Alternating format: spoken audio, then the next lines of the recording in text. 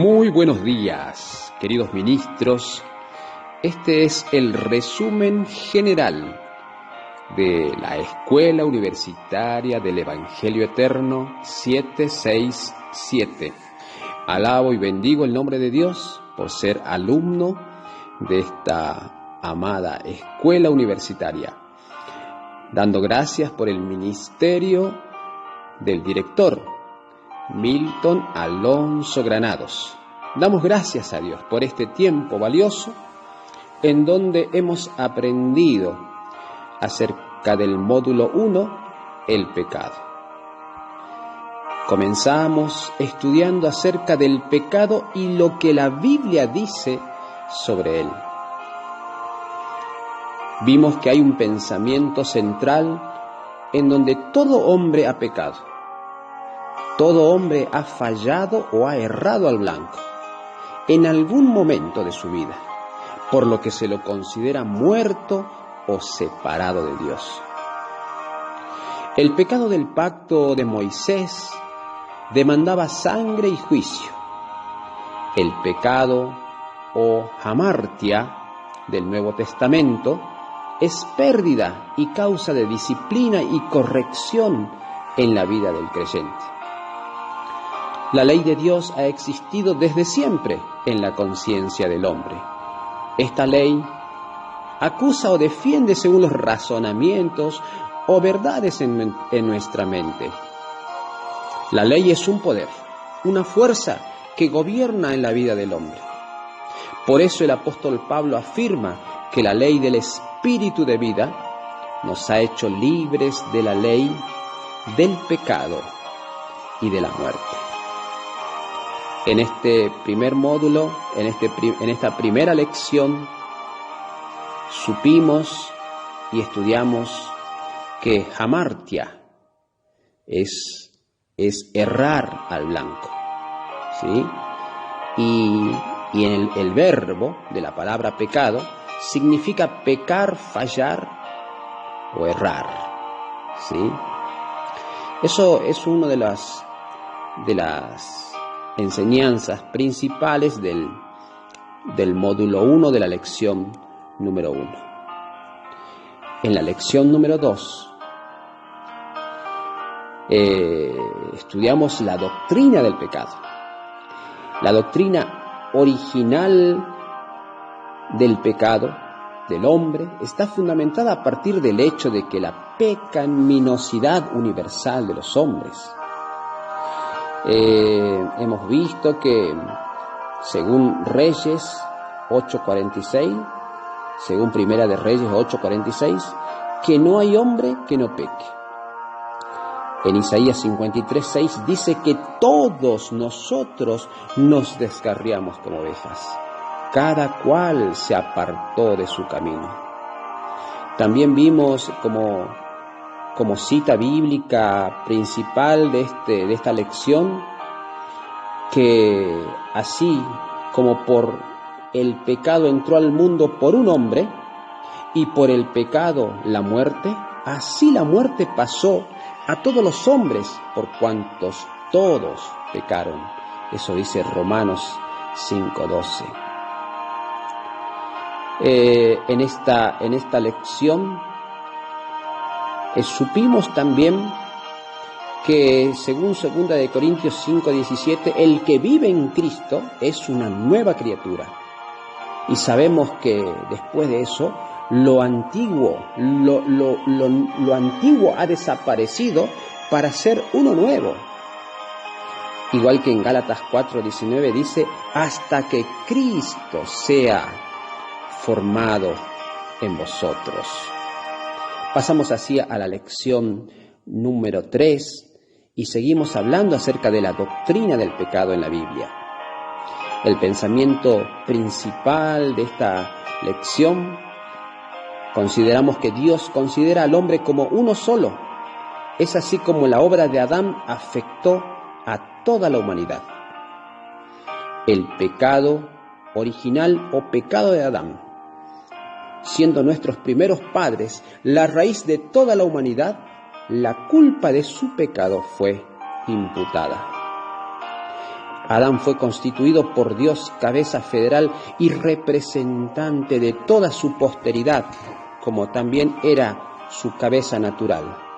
Y por eso cuando cayó, ellos cayeron con él. Su prueba fue nuestra prueba y su caída fue nuestra caída. Eso dice Romanos 5, 12 al 21.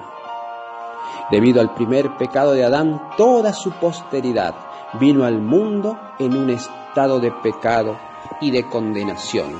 Es decir, primero, un estado de corrupción moral y segundo, de culpa, habiéndoseles imputado judicialmente la culpa del primer pecado de Adán.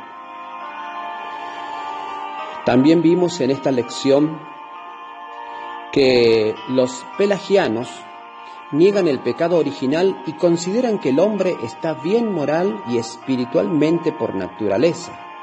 Los semipelagianos lo consideran moralmente enfermo. Los agustinos, o como también se les llama los calvinistas, consideran al hombre, como se describió anteriormente, espiritualmente muerto. Eso dice Efesios 2, versículo 1 y Primera de Juan, capítulo 3, versículo 14. La doctrina de Pelagio, heresiarca del siglo V, que negaba que el pecado de Adán se hubiese transmitido a su descendencia, por tanto la humanidad nacía libre de culpa, razón porque la gracia no tenía ningún papel en la salvación. Entramos así a la lección número 4, que llevaba como título Con ley y sin ley, el pensamiento central, libres y sujetos a la ley. El creyente debe de verse fuera de la ley, pero siendo parte de una ley superior. Para el apóstol Pablo, estar sin ley no quiere decir estar fuera de Jatá, ¿sí? Las herramientas que tuvimos de aprendizaje fue errar al blanco, jamartano, la ley, que significa nomos, sin ley significa anomos, leyes significa nomoi, dispensar, asignar, adjudicar, nemo, la ley es el rey, nomos basileus. También supimos que el plural de nomos es nomoi, que significa leyes. El apóstol Pablo utiliza en 2 ocasiones el término anomos o sin ley para referirse a los gentiles o a aquellos que no estaban sujetos a la ley judía. En 1 Corintios 9:20 me dice el apóstol: me he hecho a los judíos como judío para ganar a los judíos, a los que están sujetos a la ley, aunque yo no esté sujeto a la ley, entre paréntesis. Dice, y después en el 21 dice, a los que están sin ley, como si yo estuviera sin ley, no estando yo sin ley de Dios, sino, ¿bajo qué? Bajo la ley de Cristo. Solo existe una ley superior que gobierna sobre todas las cosas, y fuera de este, el hombre estaría errando o fallando al blanco. En resumen, para el apóstol Pablo, hacer el mal bajo nomos o ley es igual que hacer el mal bajo anomos o sin ley. Tanto lo uno como lo otro nos lleva a hamartano, que es fallar, o la hora de alcanzar nuestro máximo potencial en Cristo Jesús. Entramos entonces a la lección número 5, que habló acerca del fariseo y el publicano. El pensamiento central fue que todos necesitamos de la gracia de Dios. El apóstol Pablo emplea con frecuencia la forma literaria del diálogo con un interlocutor imaginario, estilo usado por muchos maestros de filosofía en aquel tiempo. Un buen ejemplo de esta manera de pensar es la ilustración que hizo Jesús del fariseo y del publicano. Si tomamos esas figuras de la parábola de Jesús en Romanos 1, Pablo habló al publicano, o gentil primero, y ahora en Romanos 2 se dirige al fariseo. El publicano, en el sistema recaudador romano, eran los subalternos que bajo la dirección de un funcionario romano se encargaba de cobrar los impuestos y los derechos de paso de las mercancías que se transportaban de un territorio a otro. El funcionario romano tenía que pagarse a sí mismo por lo que exigían a los contribuyentes sumas superiores a las que en realidad tenían que ir al tesoro público. El Estado autorizaba esta práctica y ninguna ley protegía a los contribuyentes contra las exacciones. Con excepto de algunos muy contados hombres honrados, los publicanos cobraban sumas abusivas a su vez. Eso tenemos cita en Lucas 3:12, 3:13 y 19:8. Esta parábola, utilizada por Jesús, el fariseo se comparaba a sí mismo con otras personas. El fariseo se consideraba a sí mismo bueno, se consideraba justo ante Dios y mejor que las otras personas, debido a sus buenas obras. En su entendimiento del pacto, la ley y las obras, él no aceptaba que era pecador y por lo tanto en su corazón no sentía la necesidad de la misericordia o gracias de Dios. Te doy gracias, que no soy como los otros hombres, decía el fariseo. En esta parábola, Jesús manifiesta una línea de pensamiento en la que se rechaza la teología farisea de la justificación por las obras, ¿sí?, reflejada en la actitud del fariseo. Jesús sí hace énfasis en la enseñanza de la justificación por la misericordia de Dios como don gratuito, expresado en la actitud humilde y sumisa del publicano, que no teniendo obras en qué confiar, pone toda su confianza en Dios. Entramos así a la lección número 6, que llevaba como título Judíos y gentiles por igual. Y el pensamiento central es judíos con pacto y gentiles sin pacto. Ambos son considerados iguales ante la justicia de Dios. El Evangelio juzga y recompensa tanto al que cree como al que no cree. Aquí vimos como herramientas de aprendizajes, lo mismo que en la anterior lección, a la ley como nomos, sin ley anomos, pecado, que significa errar al blanco, ¿sí?, tal cual la primera lección, hamartia. El juicio divino ha llegado tanto para el que tiene la ley como para el que no la tiene. La conciencia del hombre y su entendimiento sobre lo que es bueno o malo será la base sobre la cual se hace un justo juicio. El apóstol Pablo nos habla de un juicio ejecutado por Jesucristo en conformidad con mi evangelio. Eso está en Romanos capítulo 2, versículo 16. La gracia es un regalo. Es el verbo de vida, es el Espíritu, es la ley de vida que manifiesta el reino a todo aquel que la recibe. No recibirla implica dar coces contra el aguijón o herirnos a nosotros mismos, eso dice en Hebreos 10, 29 y Romanos 8, 2. Damos gracias a Dios por estudiar tantas cosas y aprender también que los judíos y gentiles no tienen excusa ante Dios, por lo cual dice, eres inexcusable, dice en Romanos 2, versículo 1. Oh hombre, quien quiera que seas, tú que juzgas, pues en lo que juzgas a otro, te condenas a ti mismo. Porque tú que juzgas, haces lo mismo. Porque todos los que sin ley han pecado, sin ley, entre paréntesis, anomos, también perecerán, ¿sí? Y todos los que bajo la ley, nomos, han pecado, por la ley serán juzgados. Por cuanto los gentiles que no tienen ley hacen por naturaleza lo que es de la ley, estos, aunque no tengan ley, son ley para sí mismos, mostrando la obra de la ley escrita en sus corazones, dando testimonio su conciencia y acusándoles o defendiéndoles sus razonamientos. Eso dice en Romanos capítulo 2. Y así entramos a la lección número 7.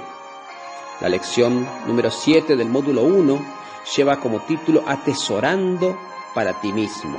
El pensamiento central fue que el Evangelio es una experiencia continua, es luz, es unidad y amor. Seguirlo es alcanzar recompensa, negarlo es rechazar el bien de Dios y por ende caer bajo juicio.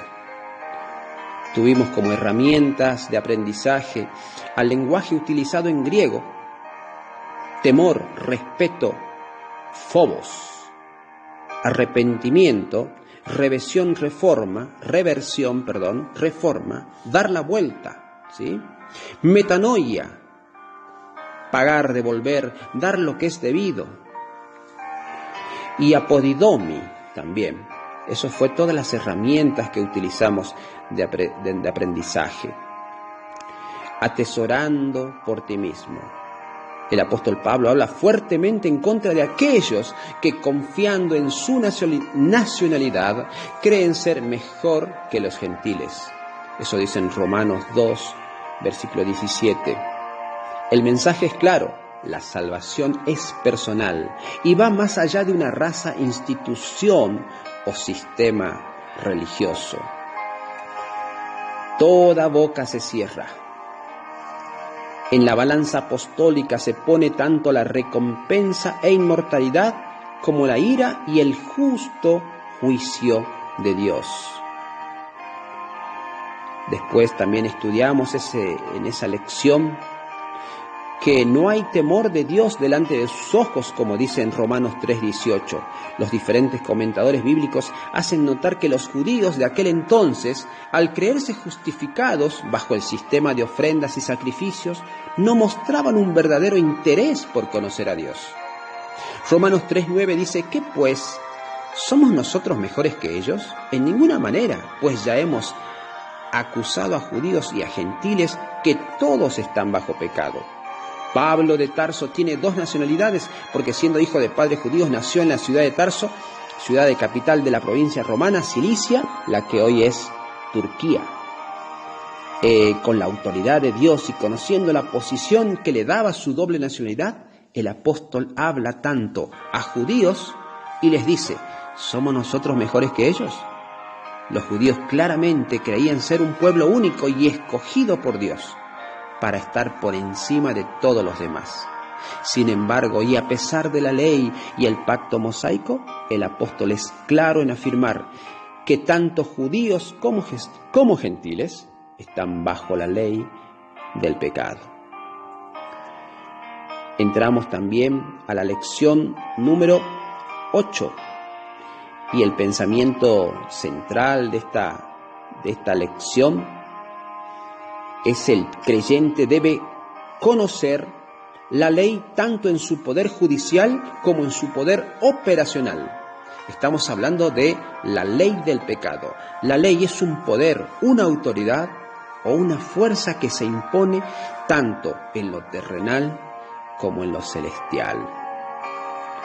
El pensamiento, las herramientas del aprendizaje fue utilizar el lenguaje utilizado en hebreo: pecado igual a hatá. Lenguaje utilizado en griego, vimos a la ley como nomos, condenar, catacrino, gobernar y reinar, que significa basileu, y pecado, hamartia, ¿sí? La ley del pecado, hamartia, cuyo significado es fallar al blanco o pecado, se hace evidente a través del poder que ejerce nomos es ley, ¿sí? Sea esta dada escrita en piedra, como a Israel, o escrita en los corazones, como a los gentiles. En Romanos 2:15, mostrando la obra de la ley, dice: escrita en sus corazones, dando testimonio su conciencia y acusándoles o defendiéndoles su razonamiento. Vimos también que es importante tener en claro que mediante la ley mosaica, el hombre solamente conoció el poder o fuerza que la ley ejerce a través del pecado y de la muerte. En Romanos 7:11 dice que porque el pecado, tomando ocasión por el mandamiento, me engañó y por tanto él me mató. En Romanos 3:22 dice que no hay diferencia, por cuanto todos pecaron y están destituidos de la gloria de Dios, siendo justificados gratuitamente por su gracia mediante la redención que es en Cristo Jesús. En 1 Timoteo 4:10 dice, porque esperamos en el Dios viviente, que el Salvador de todos los hombres, mayormente de los que creen. La ley del Espíritu de vida es la ley de justicia y la ley del equilibrio universal.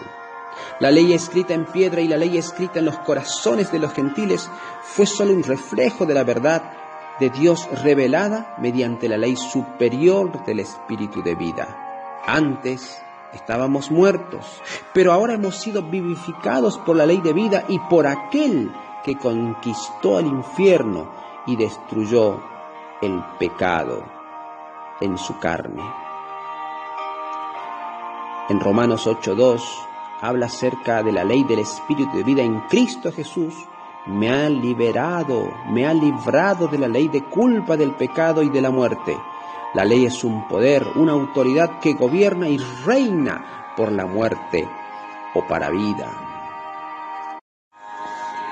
Entramos así entonces nuevamente a la lección número 9, que lleva como título ¿qué es la conciencia? El pensamiento principal es conciencia, significa con conocimiento. Tener una limpia conciencia es tener una buena conducta o proceder. Como conciencia, se define el conocimiento que un individuo tiene de sus pensamientos, de sus sentimientos y de sus actos. Como tal, la palabra proviene del latín conciencia, que a su vez del griego syneidesis, compuesta por el prefijo sin, que significa con, y eidesis, que se traduce como conocimiento, es decir, con conocimiento. En Hebreos 12:3 dice, para que vuestro ánimo no se canse hasta desmayar. Quien desmaya ha caído en un estado de inconsciencia y podría perder la sensibilidad de percibir o reconocer la voz de Dios a través de su conciencia. Según el diccionario de teología, los griegos y romanos personificaban la conciencia y la describían como unas mujeres demonios llamadas Euménides y Furias respectivamente. En cuanto a los judíos, a ellos solamente les preocupaba el juicio final. Para ellos no era importante la conciencia o lo que el hombre pensara sobre sí mismo en términos de salvación, de tal manera que su modo de ver solo Dios podía emitir juicio sobre el hombre y no el hombre sobre sí mismo.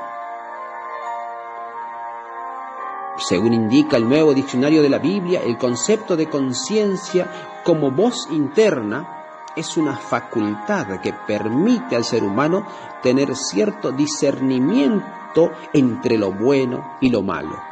Este concepto no proviene de los hebreos, para quienes lo importante era que el hombre rindiese cuenta a Dios y no a sí mismos. La buena syneidesis, conciencia, es comparada por Pedro con la buena anastrofé, conducta, proceder, comportamiento o manera de vivir.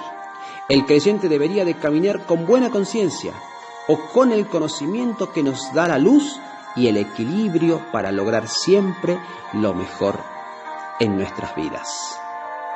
Entramos entonces ahora a la lección número 10, que es la conciencia, pero la parte 2. Como pensamiento principal, una conciencia limpia es comparable a la guianza de Dios en el hombre. Según el lenguaje utilizado por el apóstol Pablo, el creyente debe guardar y mantener una limpia o buena conciencia. En el tiempo apostólico hubo creyentes que naufragaron y cauterizaron o quemaron su conciencia al no mantener la fe y la sana doctrina. Dijimos que como conciencia se define el conocimiento que un individuo tiene de sus pensamientos, de sus sentimientos y de sus actos. La Biblia, en lenguaje sencillo, en lugar de limpia conciencia, traduce conciencia tranquila. En 1 Timoteo 1:19 dice: y mantengas la fe y una buena conciencia.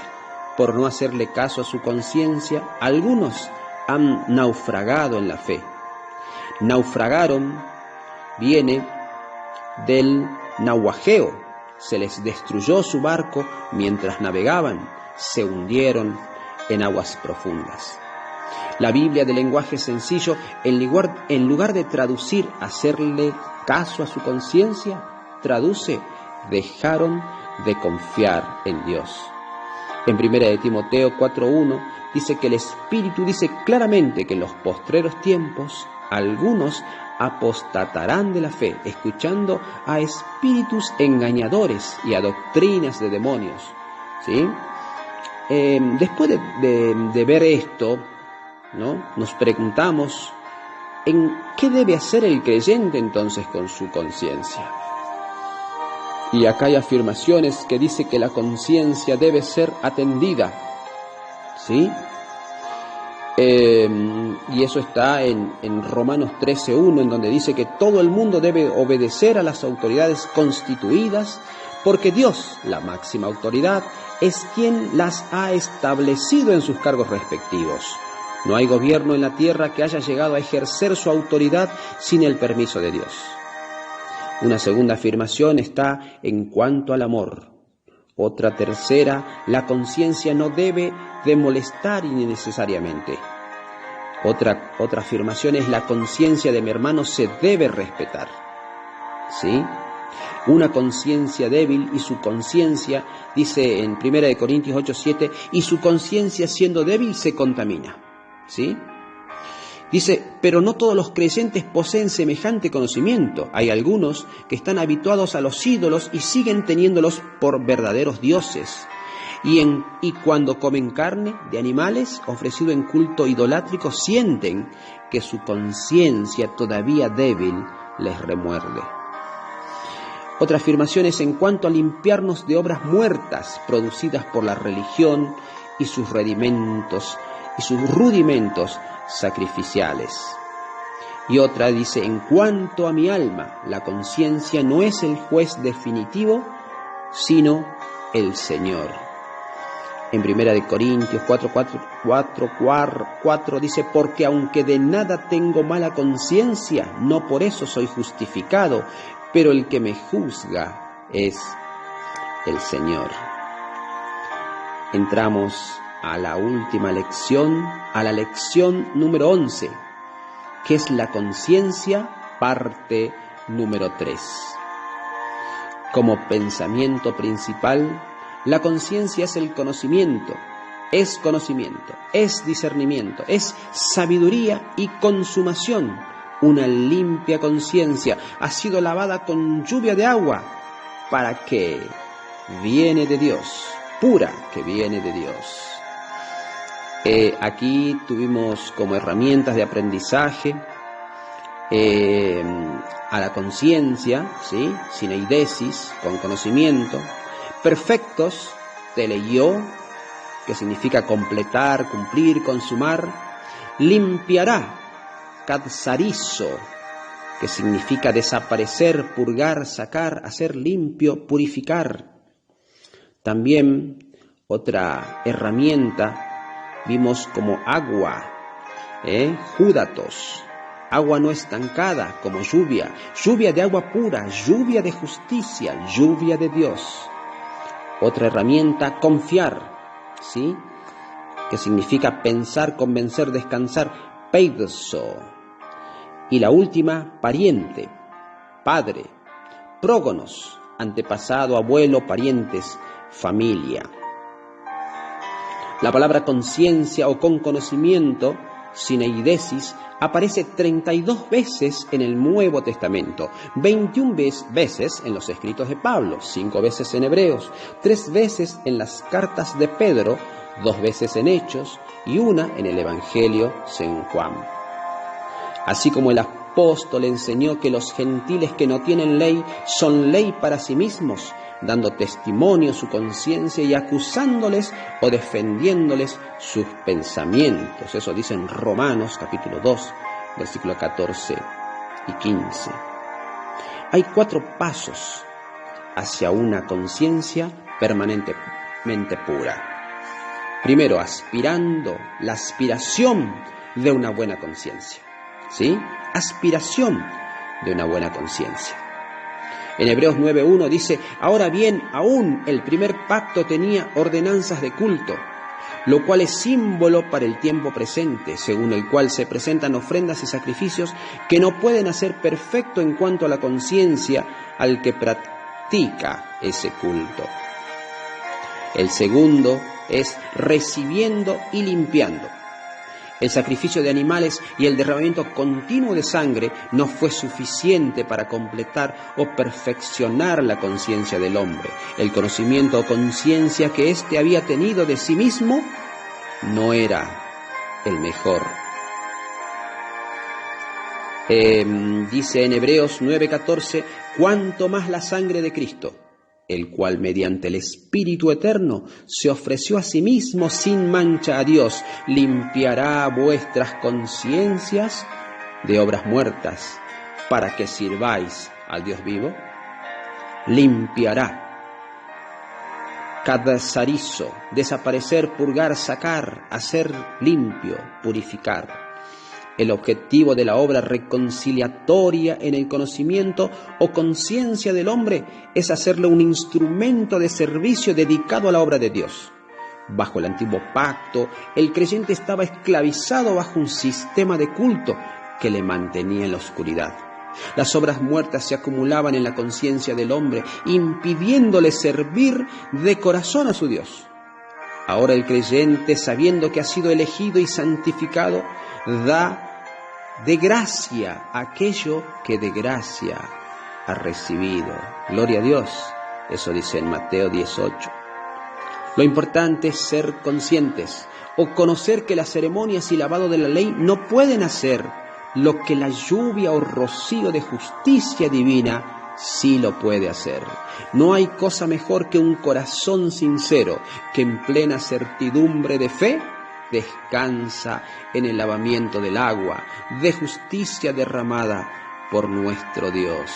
Por eso, en Hebreos 10:22 dice, acerquémonos con corazón sincero, de plena certidumbre de fe, purificados los corazones de mala conciencia y lavados los cuerpos con agua pura.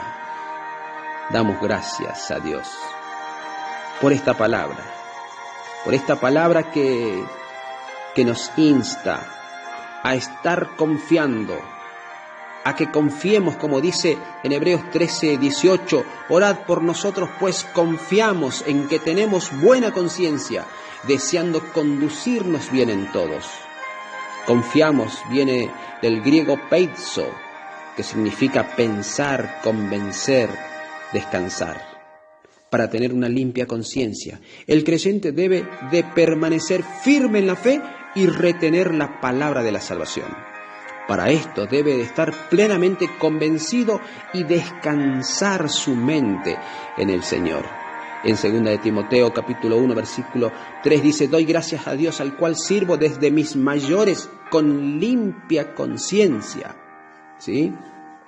La conciencia se guarda a través de la fe y nuestro buen actuar solamente es prueba de ello. Como cuarto punto es manteniendo una limpia conciencia. En 1 de Timoteo 1:19 dice, manteniendo la fe y buena conciencia, desechando la cual naufragaron en cuanto a la fe algunos.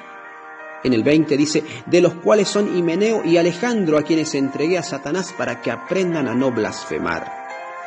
En Hechos 24:15 dice, ha de haber resurrección de los muertos, así de justos como de injustos, Y por esto, dice el 16, procuro tener siempre una conciencia sin ofensa ante Dios y ante los hombres. La conciencia es como un tribunal que está dentro del ser humano y emite un juicio sobre lo que es apropiado y sobre lo que no es. Y terminamos esta última lección alabando y dando gracias a Dios. Hemos aprendido mucho, hemos aprendido bastante y por eso damos gracias a nuestro amado apóstol Milton Granados, a su profesora Marianela y a todos los compañeros que de una u otra forma también con sus aportes han hecho que este módulo primero que está terminando pueda ser de gran bendición para mi vida. Quien les habla, José Palma, de Argentina. Alabo el nombre de Dios para siempre.